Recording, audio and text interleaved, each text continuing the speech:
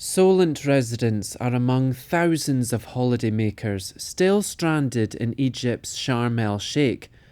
Flights have been suspended and security beefed up following a Russian plane crash. US investigators are now convinced a bomb was on the Metrojet plane. One Portsmouth dad says he's relieved that his daughter is now safely home. When that happened with the flight, then they started getting worried, and then everybody started getting worried, thinking the worst, and then it ended up being the worst. And like they said, going through the airport, it was just too easy. That's the way they looked at it. It was too easy. And really, if they're going to do that on all the airports, then you will go back to the trouble you had before with the planes. But she won't go back. She said not unless it was back to where it was before, where we had no worries. She won't go back. Because like she said, if they're going to be that lax and this has happened, it'll happen again. Unless something's done about it. The Islamic State has claimed responsibility for the fatality. Phil Giles is an air accident investigator from Emsworth. He says ramping up security is a tall order. I think one of the things that the world may have to look at, in view of the fact that, I say, most of the world, there's somewhere which isn't safe to fly over, and airport security, we maybe have to have a completely new lateral think on how we conduct airport security, especially from the passenger side. And if we look back over the years, at one time, when you went through any airport, there were lots of guys in white shirts and hats in the customs areas. Now you don't see any. But they are actually catching more of the people who they were after than they ever did before.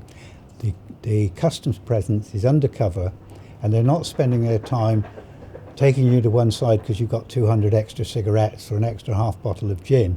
They are catching the real people they've always been after. And maybe we've got to go that way with airport security.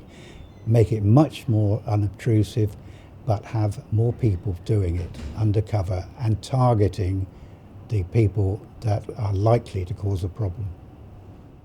A very limited number of flights are bringing UK tourists home.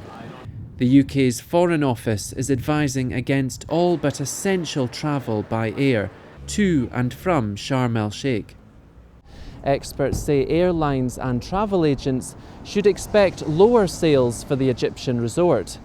Tour operators are now liaising with customers with future bookings for the Red Sea coast. Some of the main airlines have suspended flights until November 13th. Customers with bookings within this period should be able to get a full refund or change to another destination. Some travel agents are also offering discounts for the inconvenience. We ask Solent residents how they feel about holidaying in Sharm el Sheikh. I think if you go there on holiday, right, you're sticking your neck out. And it's not going to stop. And unfortunately, as you know, a lot of innocent people have been killed. Or is that worth getting killed for a holiday in a country that's like that? I don't think so. But to be fair, I think travelling maybe not just to Egypt, to most parts of the world at the moment, I think the world's probably the most dangerous it's ever been, probably since the 60s and 70s, with all different things that are going on. And I personally wouldn't travel really anywhere at the moment. I'd probably easily stay in my country, and because it is a big concern, because there's just so much unrest in the world. Cut price flights and discounted holidays to Sharm are a strong possibility. A cheap deal might seem tempting, but holidaymakers might find themselves stuck at an airport that thousands of passengers are so desperate to leave. Dale McEwan, that's Solent.